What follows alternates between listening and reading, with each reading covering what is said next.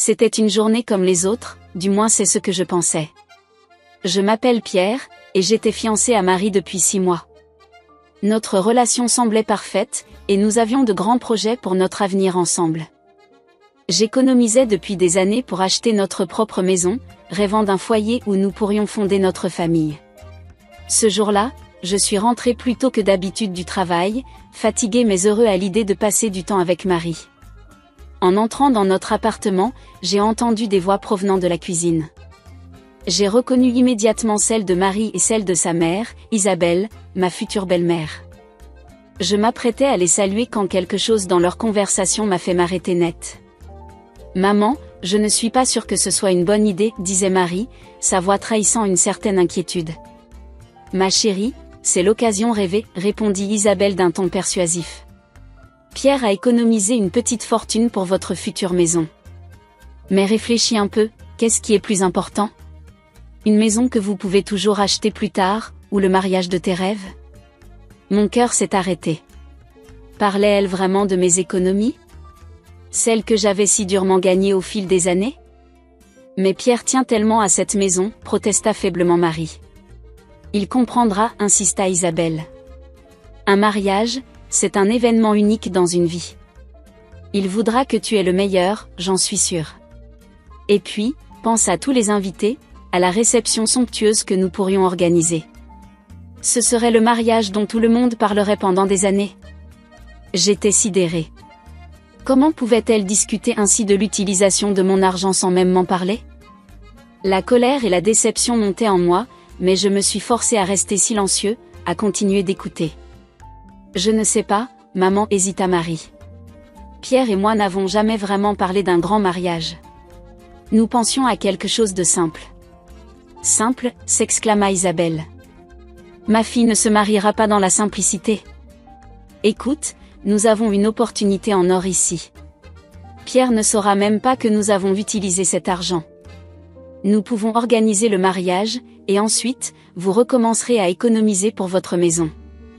Il n'y verra que du feu. J'ai senti mon sang se glacer dans mes veines. Non seulement elle planifiait d'utiliser mes économies, mais elle comptait le faire à mon insu. La trahison que je ressentais était indescriptible. Je ne suis pas à l'aise avec l'idée de lui mentir, murmura Marie. Ce n'est pas mentir, c'est simplement omettre certains détails pour son bien, répondit Isabelle d'un ton mielleux. Fais-moi confiance, ma chérie. Quand il verra le mariage magnifique que nous aurons organisé, il sera tellement heureux qu'il ne pensera même plus à cette maison. J'ai dû me retenir de ne pas faire irruption dans la cuisine et de confronter les deux femmes sur le champ. La rage bouillonnait en moi, mêlée à une profonde tristesse. Comment Marie, la femme que j'aimais et en qui j'avais confiance, pouvait-elle même envisager une telle chose ? Mais une petite voix dans ma tête m'a conseillé la prudence. Si je les confrontais maintenant, elle pourrait nier, prétendre que j'avais mal compris. Non, je devais être plus malin que ça. Silencieusement, je suis ressorti de l'appartement, faisant attention à ne pas faire de bruit. Une fois dans la rue, j'ai pris une profonde inspiration, essayant de calmer les battements frénétiques de mon cœur. Que devais-je faire ? Confronter Marie ? Annuler le mariage sur le champ ? L'idée était tentante, mais quelque chose me retenait. Je voulais comprendre jusqu'où elles étaient prêtes à aller. Et surtout, je voulais protéger mes économies, fruit de tant d'années de travail acharné. C'est à ce moment-là que j'ai pris ma décision. Je n'allais pas les confronter, du moins pas tout de suite. Au lieu de cela, j'allais jouer leur jeu, feindre l'ignorance tout en protégeant mes intérêts. Et peut-être, au passage, leur donner une leçon qu'elles n'oublieraient pas de sitôt. Le cœur lourd, mais l'esprit déterminé, je suis retourné vers l'appartement, prêt à jouer le rôle du fiancé ignorant et confiant. Quand je suis entré, Marie m'a accueilli avec un sourire qui me semblait maintenant faux. « Bonsoir, mon amour, » m'a-t-elle dit en m'embrassant. « Comment s'est passée ta journée ?» J'ai forcé un sourire sur mon visage. « Très bien, chérie.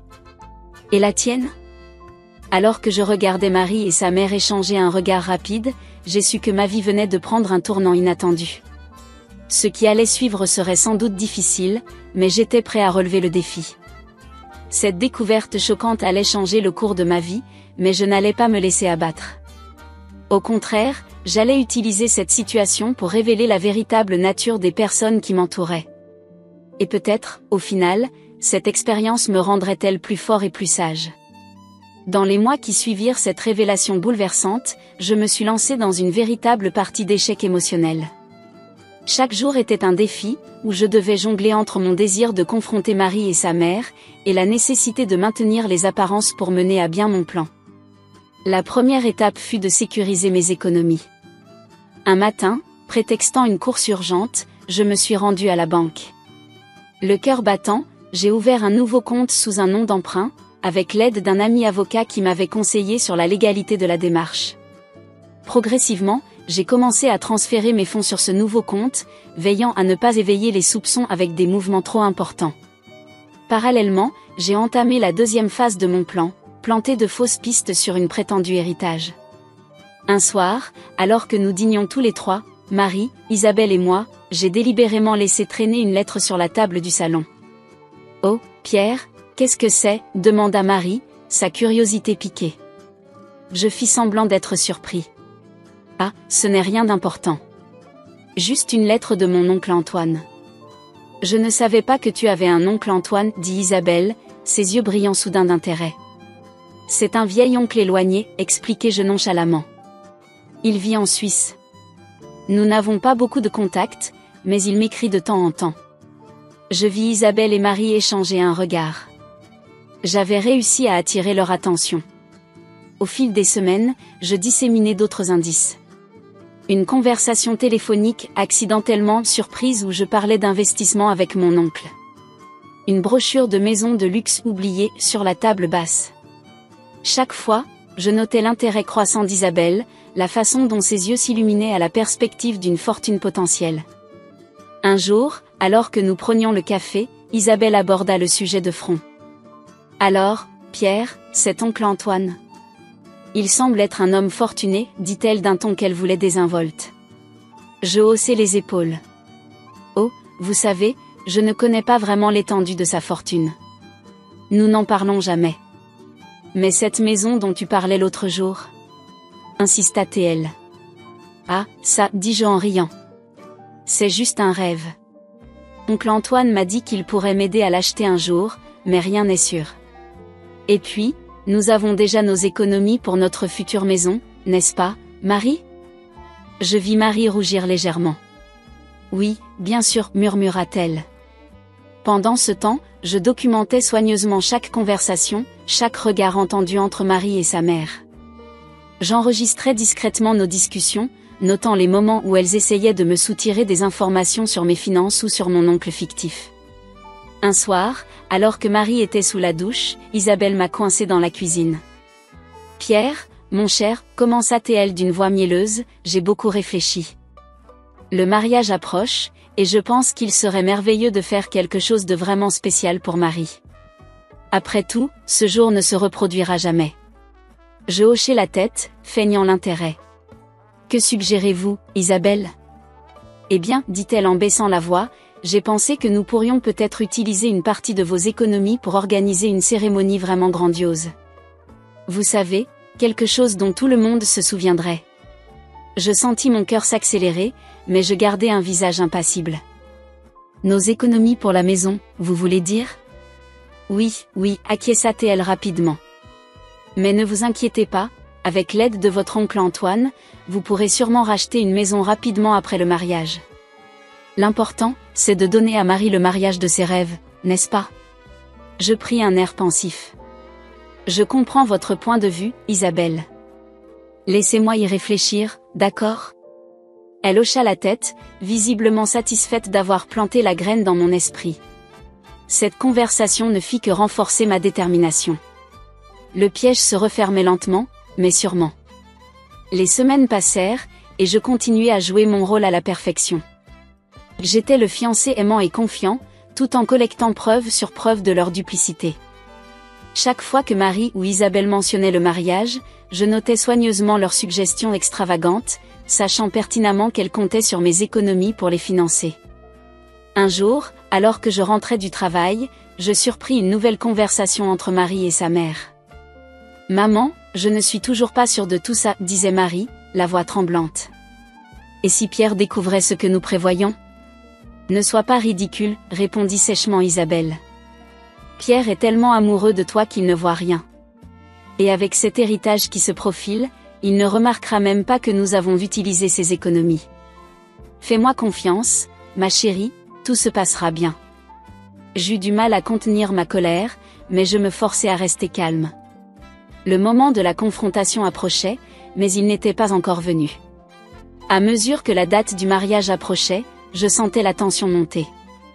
Marie devenait de plus en plus nerveuse, tandis qu'Isabelle se montrait de plus en plus insistante sur les préparatifs coûteux du mariage. Finalement, environ un mois avant la date prévue, Isabelle décida de passer à l'action. Elle organisa un dîner chez elle, invitant Marie et moi. Pierre, mon cher, commença-t-elle alors que nous savourions le dessert, Marie et moi avons beaucoup réfléchi au mariage. Nous pensons qu'il serait merveilleux d'organiser quelque chose de vraiment spécial. Après tout, ce jour ne se reproduira jamais, n'est-ce pas? Je hochai la tête, sachant parfaitement où elle voulait en venir. Nous avons pensé, continua-t-elle en jetant un coup d'œil à Marie qui semblait mal à l'aise, que nous pourrions peut-être utiliser vos économies pour la maison pour financer une cérémonie vraiment grandiose. Qu'en pensez-vous? Je pris une profonde inspiration, me préparant pour la performance de ma vie. Eh bien, Isabelle, Marie, dis-je en les regardant tour à tour, j'avoue que je suis surpris par cette suggestion. Ces économies représentent des années de travail acharné. Je vis Isabelle se raidir, prête à argumenter, mais je levai la main pour l'interrompre. Cependant, continuai-je, je comprends l'importance de ce jour. Si c'est vraiment ce que vous voulez, Marie, alors je suis d'accord pour utiliser cet argent pour notre mariage. Le soulagement sur leur visage était presque comique. Isabelle se mit immédiatement à parler de ses grandioses projets pour la cérémonie, tandis que Marie me serrait la main sous la table, un mélange de gratitude et de culpabilité dans les yeux. Peu savait-elle que mon accord n'était que le prélude à la révélation finale. Le piège était en place, et bientôt, très bientôt, il se refermerait sur elle. Le jour tant attendu était enfin arrivé. Le soleil se levait à peine sur Paris quand je me suis réveillée, le cœur battant d'anticipation. Aujourd'hui était le jour où tout allait se jouer, le jour où je allais enfin révéler la vérité et mettre fin à cette mascarade qui durait depuis des mois. Je me suis préparée avec soin, choisissant un costume sobre mais élégant. Chaque geste était calculé, chaque expression répétée devant le miroir. Je devais être parfait, ne rien laisser transparaître de mes véritables intentions.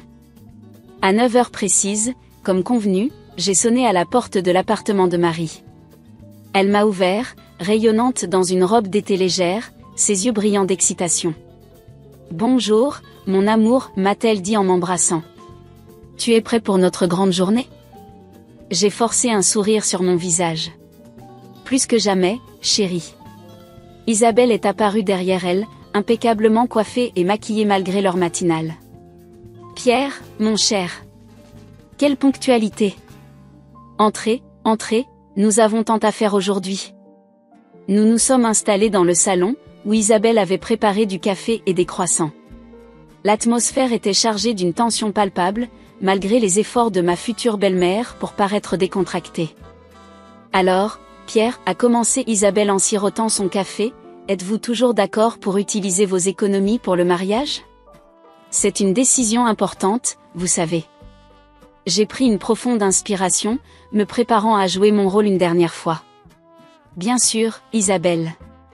Comme je l'ai dit, je veux que ce jour soit parfait pour Marie. Si c'est ce qu'elle désire, alors c'est ce que nous ferons. Marie m'a serré la main, un mélange de gratitude et de culpabilité dans les yeux. Tu es merveilleux, Pierre. Je te promets que tu ne le regretteras pas. Si seulement elle savait à quel point ces mots sonnaient creux à mes oreilles. Eh bien, dans ce cas, a déclaré Isabelle en se levant brusquement, nous devrions nous rendre à la banque dès maintenant. Plus tôt nous aurons l'argent, plus vite nous pourrons commencer les préparatifs. Son empressement était presque comique. J'ai dû me retenir de rire amèrement. Nous sommes montés dans ma voiture, Isabelle bavardant sans cesse sur les détails du mariage, tandis que Marie restait silencieuse, me jetant de temps en temps des regards inquiets. Le trajet jusqu'à la banque m'a semblé interminable. Lorsque nous sommes arrivés, j'ai demandé à parler en privé avec le directeur de l'agence, un vieil ami à moi nommé François. Je lui avais expliqué la situation quelques jours auparavant, et il avait accepté de m'aider dans mon plan. Mesdames, ai-je dit en me tournant vers Marie et Isabelle, pourriez-vous attendre ici un moment? Je dois discuter de quelques détails avec le directeur. Elles ont acquiescé, visiblement impatientes. Dans le bureau de François, j'ai pris quelques instants pour me recomposer. C'est le moment, ai-je murmuré. François m'a serré l'épaule en signe de soutien. Courage, mon ami. Tu fais ce qu'il faut. Quand je suis revenue dans le hall, Marie et Isabelle se sont levées d'un bond. Alors, a demandé Isabelle, incapable de contenir son impatience. Le directeur va nous recevoir maintenant, ai-je annoncé calmement. Nous sommes entrés dans le bureau de François, qui nous a accueillis avec un professionnalisme impeccable. Bonjour, mesdames. Monsieur Dubois m'a informé que vous souhaitiez effectuer un retrait important aujourd'hui. C'est exact, a répondu Isabelle avant même que je puisse ouvrir la bouche. Nous voudrions retirer l'intégralité du compte épargne de Monsieur Dubois. François a hoché la tête, son visage ne trahissant aucune émotion. Je vois. Eh bien, procédons à la vérification du compte. Il a tapé quelques touches sur son ordinateur, puis a tourné l'écran vers nous. Voici le solde actuel du compte épargne de Monsieur Dubois. Le silence qui a suivi était assourdissant. Sur l'écran s'affichait un solde de 127 €. Il doit y avoir une erreur, a balbutié Isabelle, son visage passant du rouge au blanc en quelques secondes. Pierre, dites-lui qu'il y a une erreur. J'ai pris mon air le plus innocent. Une erreur? Je ne comprends pas, Isabelle. C'est bien le solde de mon compte. Marie s'est tournée vers moi, les yeux écarquillés de panique. Pierre, ce n'est pas possible. Tes économies. La maison. C'est à ce moment-là que j'ai décidé de lâcher la bombe. Ah, vous voulez parler des économies que vous prévoyez d'utiliser pour financer un mariage extravagant sans mon consentement? Le choc sur leur visage était indescriptible. Isabelle a ouvert et fermé la bouche plusieurs fois, incapable de produire un son, tandis que Marie est devenue livide. Comment? Comment es-tu au courant? A-t-elle finalement réussi à articuler? J'ai souri froidement.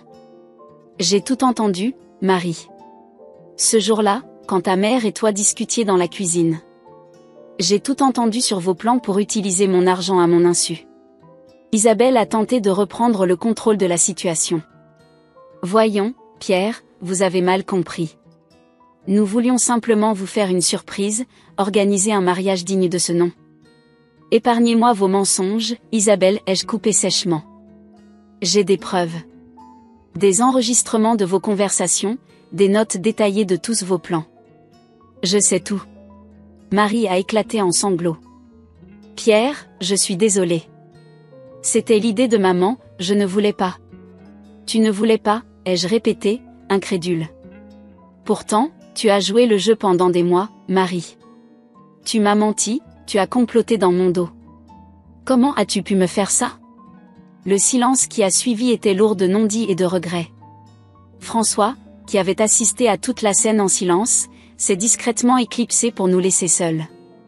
Isabelle, reprenant ses esprits, a tenté une dernière manœuvre. Et l'héritage de votre oncle Antoine? Sûrement, avec cet argent, nous pourrions encore. J'ai éclaté d'un rire sans joie. Il n'y a pas d'oncle Antoine, Isabelle. C'était un mensonge, une partie de mon plan pour vous piéger. Et vous êtes tombé dans le panneau, tête la première. Le visage d'Isabelle s'est décomposé, réalisant enfin l'ampleur de la situation. Marie, elle, continuait de pleurer silencieusement, incapable de me regarder dans les yeux. Où est l'argent, Pierre, a finalement demandé Isabelle d'une voix faible. En sécurité, ai-je répondu simplement. Loin de vos mains avides. J'ai regardé tour à tour ces deux femmes que j'avais cru connaître, que j'avais aimées et en qui j'avais eu confiance. À cet instant, je ne ressentais que du dégoût et de la pitié. Le mariage est annulé, ai-je annoncé d'une voix ferme. Cette mascarade a assez duré. Sur ces mots, je me suis levé, prêt à quitter le bureau et à tourner la page sur cette triste histoire. Mais avant de partir, je me suis tournée une dernière fois vers Marie et Isabelle. J'espère que cette leçon vous servira. L'argent ne fait pas le bonheur, et la confiance, une fois brisée, est presque impossible à reconstruire. Et sur ces paroles, j'ai quitté le bureau, laissant derrière moi une partie de ma vie, mais emportant avec moi une précieuse leçon sur la nature humaine et l'importance de la confiance dans une relation. Alors que je quittais le bureau de la banque, je sentais un mélange d'émotions tourbillonner en moi, soulagement, colère, tristesse, mais aussi une étrange sensation de liberté. Je venais de mettre fin à des mois de duplicité et de trahison, mais je savais que ce n'était que le début d'une nouvelle phase difficile de ma vie. À peine avais-je fait quelques pas dans le hall de la banque que j'entendis la porte du bureau s'ouvrir brusquement derrière moi. « Pierre !» « Attends !» C'était la voix de Marie, teintée de désespoir et de larmes. Je me suis arrêtée, prenant une profonde inspiration avant de me retourner. Marie se tenait là, les yeux rouges et gonflés, son maquillage coulant sur ses joues. Derrière elle, Isabelle apparut, son visage un masque de fureur à peine contenu. « Comment oses-tu nous humilier ainsi ?» siffla Isabelle, sa voix tremblante de rage. « Après tout ce que nous avons fait pour toi. » J'ai levé un sourcil, incrédule. « Ce que vous avez fait pour moi ? Vous voulez dire, comploter dans mon dos pour voler mes économies ? » Plusieurs clients de la banque se sont tournés vers nous, attirés par la scène qui se déroulait. François, le directeur, est apparu à la porte de son bureau, l'air inquiet. « Mesdames, monsieur, puis-je vous suggérer de poursuivre cette discussion ailleurs ?» a-t-il proposé poliment mais fermement. J'ai acquiescé. « Vous avez raison, François. Je m'en allais justement. » Mais avant que je puisse faire un pas de plus, Marie m'a attrapé le bras. « Pierre, s'il te plaît, laisse-moi t'expliquer. Ce n'est pas ce que tu crois. » J'ai ri amèrement. « Ah non ? Alors explique-moi, Marie. Explique-moi comment ce n'est pas exactement ce que je crois. » Elle a ouvert la bouche pour parler, mais aucun son n'en est sorti. Les larmes coulaient librement sur son visage. « Sortons d'ici, ai-je finalement dit, ne voulant pas créer plus de scène dans la banque. Nous sommes sortis tous les trois, l'atmosphère chargée d'une tension palpable. Une fois dans la rue, Isabelle a repris ses attaques. « Vous n'êtes qu'un manipulateur, Pierre, a-t-elle craché. Nous faire croire à cet héritage, nous espionner. Qui êtes-vous vraiment ? » J'ai senti la colère monter en moi. Qui je suis ? Je suis l'homme que votre fille était censée épouser. L'homme dont vous étiez prête à voler les économies pour satisfaire vos caprices. Et vous osez me traiter de manipulateur ? Marie a essayé d'intervenir. Pierre, je t'en prie, écoute-moi. Je sais que nous avons mal agi, mais... Mal agi, ai-je coupé. Marie, tu as trahi ma confiance. Tu as comploté avec ta mère pour utiliser l'argent que j'économisais depuis des années pour notre avenir. Comment peux-tu justifier cela ? L'amour justifie tout, a interjeté Isabelle. Ma fille méritait le meilleur mariage possible, et vous étiez trop radin pour le lui offrir. J'ai secoué la tête, stupéfait par son audace. L'amour justifie la tromperie ? L'amour justifie le vol ? Dans quel monde vivez-vous, Isabelle ? Un monde où une mère ferait n'importe quoi pour le bonheur de sa fille, a-t-elle rétorqué, le menton levé en signe de défi. Même si cela signifie détruire sa relation ?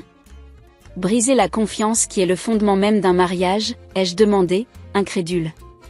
Marie, qui était restée silencieuse pendant cet échange, a finalement pris la parole. Pierre, je sais que ce que nous avons fait est impardonnable. Mais je t'aime vraiment. Ce mariage, je le voulais autant pour moi que pour ma mère. Je pensais que tu comprendrais une fois que tu verrais à quel point ce serait merveilleux. J'ai regardé Marie, cherchant dans ses yeux une trace de la femme que j'avais aimée. Marie, l'amour ne se mesure pas à la taille d'une réception ou au prix d'une robe. L'amour, c'est le respect, la confiance, l'honnêteté. Tout ce que vous avez piétiné ces derniers mois. Isabelle a fait un pas en avant, son visage rouge de colère. Ne lui faites pas la morale. Vous n'êtes qu'un hypocrite. Vous nous avez aussi menti avec cette histoire d'héritage.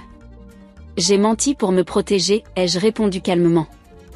Pour protéger ce que j'avais travaillé si dur à construire. Ce n'est pas comparable à ce que vous avez fait.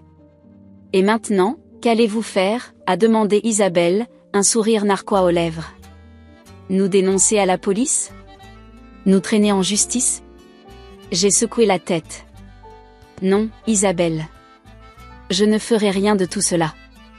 Je vais simplement partir et reconstruire ma vie loin de vous deux. Marie a laissé échapper un sanglot. Pierre, je t'en supplie, ne fais pas ça. Nous pouvons arranger les choses, recommencer à zéro.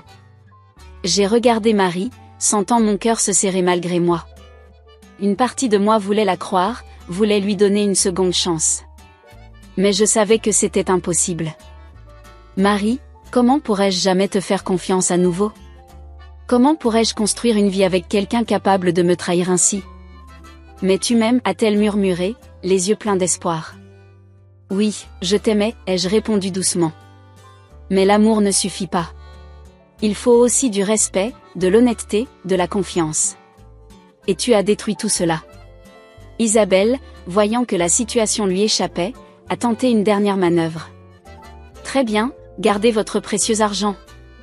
Mais ne pensez pas vous en tirer aussi facilement. Nous pourrions raconter à tout le monde comment vous nous avez manipulés, comment vous avez inventé cette histoire d'héritage. J'ai souri, presque amusée par sa tentative de chantage. Faites donc, Isabelle. Et j'expliquerai pourquoi j'ai dû en arriver là. Je suis sûre que vos amis seront ravis d'apprendre comment vous avez essayé de voler les économies de votre futur gendre. Le visage d'Isabelle s'est décomposé, réalisant qu'elle n'avait plus aucune carte en main. C'est fini, ai-je dit, ma voix empreinte de finalité. Je ne veux plus jamais vous revoir, ni l'une ni l'autre. J'ai commencé à m'éloigner, mais Marie m'a attrapé une dernière fois par le bras. Pierre, je suis vraiment désolée. Je t'aime, je t'aimerai toujours. J'ai regardé ses yeux pleins de larmes, sentant mon propre cœur se briser un peu plus. Je suis désolée aussi, Marie. Mais parfois, l'amour ne suffit pas. Sur ces mots, je me suis dégagée doucement et j'ai commencé à marcher. J'entendais Marie sangloter derrière moi, et Isabelle qui essayait de la consoler tout en maudissant mon nom. Mais je n'ai pas regardé en arrière. Chaque pas m'éloignait de cette vie que j'avais cru construire, de ces rêves que j'avais partagés avec Marie.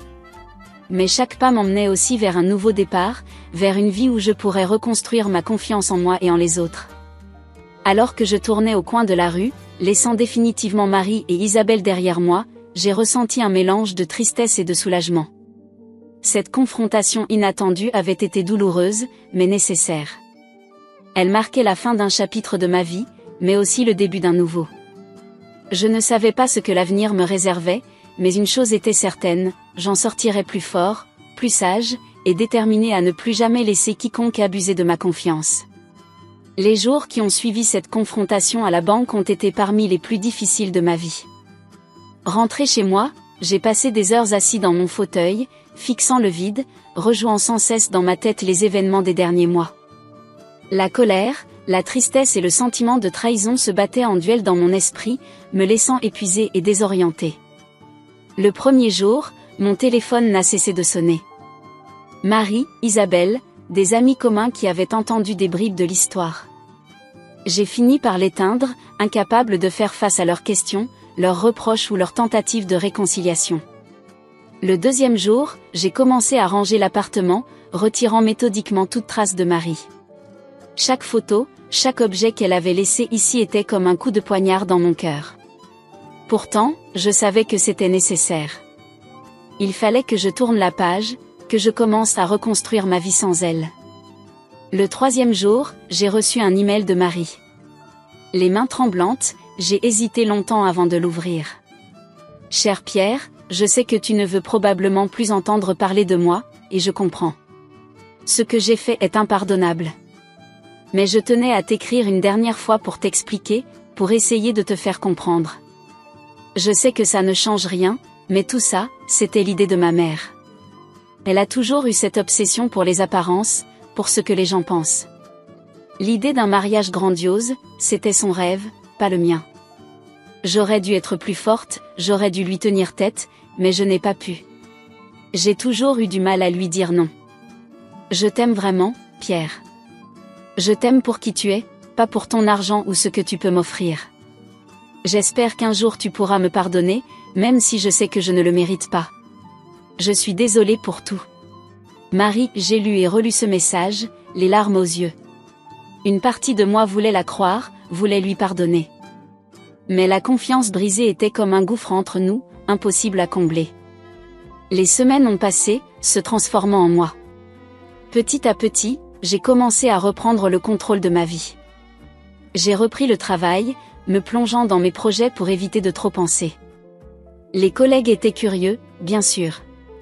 Les rumeurs sur l'annulation du mariage s'étaient répandues comme une traînée de poudre. J'ai donné des réponses évasives, ne voulant pas entrer dans les détails. Un soir, alors que je rentrais du travail, j'ai croisé Isabelle dans la rue. Elle a essayé de m'éviter, mais nos regards se sont croisés. J'ai vu dans ses yeux un mélange de honte et de colère. Elle a ouvert la bouche comme pour dire quelque chose, puis s'est ravisée et a continué son chemin. Cette brève rencontre m'a fait réaliser à quel point j'avais avancé. La colère que j'avais ressentie envers elle s'était estompée, remplacée par une sorte de pitié. Quelques jours plus tard, j'ai reçu un appel inattendu. C'était François, le directeur de la banque. « Pierre, comment allez-vous » a-t-il demandé, sa voix empreinte d'une sincère inquiétude. « Ça va, François. Les jours passent, ça devient plus facile. » Il y a eu un moment de silence avant qu'il ne reprenne. « Écoutez, Pierre, je sais que ce n'est peut-être pas le bon moment, mais j'ai une proposition à vous faire. La banque cherche quelqu'un pour diriger un nouveau projet sur la sécurité financière personnelle. Après ce que vous avez vécu, je pense que vous seriez parfait pour ce poste. Qu'en dites-vous ? » J'ai été pris de court. Je ne sais pas quoi dire, François. C'est une offre généreuse, mais... Prenez le temps d'y réfléchir, m'a-t-il interrompu. Ce que vous avez traversé, malheureusement, beaucoup de gens le vivent. Votre expérience pourrait aider d'autres personnes à éviter le même piège. Après avoir raccroché, j'ai longuement réfléchi à cette proposition. L'idée de transformer cette expérience douloureuse en quelque chose de positif, d'utiliser ce que j'avais appris pour aider les autres, était séduisante. Le lendemain, j'ai appelé François pour accepter l'offre. C'était le début d'un nouveau chapitre de ma vie, une opportunité de donner un sens à tout ce que j'avais vécu. Les mois suivants ont été intenses. J'ai plongé tête la première dans ce nouveau projet, travaillant d'arrache-pied pour développer des programmes de sensibilisation et des outils de protection financière. Chaque fois que je parlais à quelqu'un qui avait vécu une situation similaire à la mienne, je sentais que j'avais fait le bon choix. Un an après cette fameuse journée à la banque, j'ai reçu une invitation inattendue. Marie se mariait. La carte était accompagnée d'une note manuscrite. « Cher Pierre, je sais que c'est probablement étrange de recevoir cette invitation. Mais je voulais que tu saches que j'ai beaucoup changé depuis notre séparation. J'ai suivi une thérapie, j'ai appris à m'affirmer face à ma mère. Le mariage que je vais célébrer est simple, intime, exactement comme je l'ai toujours voulu. Je ne m'attends pas à ce que tu viennes, bien sûr. Mais je voulais que tu saches que la leçon que tu m'as donnée n'a pas été vaine. J'espère que tu as trouvé le bonheur que tu mérites. Merci pour tout, malgré tout. » Marie, cette lettre a provoqué en moi un tourbillon d'émotions. J'étais heureux pour Marie, soulagé qu'elle ait pu grandir de cette expérience. Mais je ressentais aussi une pointe de tristesse, un « et si » qui flottait dans l'air. Je n'ai pas assisté au mariage, bien sûr. Mais j'ai envoyé un petit mot de félicitation, une façon de clore définitivement ce chapitre de ma vie. Aujourd'hui, 2 ans après ces événements, je regarde en arrière avec un mélange de tristesse et de gratitude. La trahison de Marie et Isabelle m'a profondément blessée, mais elle m'a aussi enseigné des leçons inestimables sur la confiance, l'amour et l'importance de rester fidèle à ses valeurs. Mon travail à la banque continue de me passionner. Chaque jour, j'aide des gens à protéger leurs économies, à comprendre l'importance de la communication financière dans un couple. C'est ma façon de transformer cette expérience douloureuse en quelque chose de positif. Je ne suis pas encore prêt à m'engager dans une nouvelle relation. La confiance reste un défi pour moi. Mais je sais que je finirai par guérir complètement, par retrouver la capacité de faire confiance et d'aimer sans réserve. En fin de compte, je réalise que j'ai échappé de justesse à un mariage qui aurait été un désastre. Cette expérience, aussi douloureuse qu'elle ait été, m'a permis de me redécouvrir, de devenir une version plus forte et plus sage de moi-même. Quand je repense à cette période de ma vie, je ne ressens plus de colère. À la place, je ressens de la gratitude. Gratitude pour la leçon apprise, gratitude pour la force que j'ai trouvée en moi, gratitude pour la vie que j'ai pu construire après cela. L'avenir est incertain, comme toujours. Mais je l'aborde avec confiance et optimisme. Quoi qu'il arrive, je sais que je suis prêt à y faire face, fort des leçons du passé et de la conviction que chaque expérience, même les plus douloureuses, peut nous mener vers quelque chose de meilleur si nous le permettons.